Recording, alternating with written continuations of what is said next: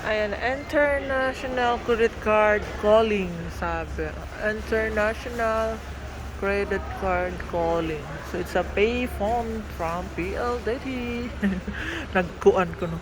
So, in this phone, you can use 1 peso coin, 5 pesos, and 10 pesos coin. Ayan. So, mayroon din siya mga code kung ano yung tatawagan nyo. Ayan, dial.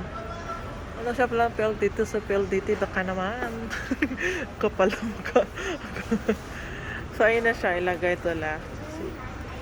This is how you make a call. Like that. And that's all.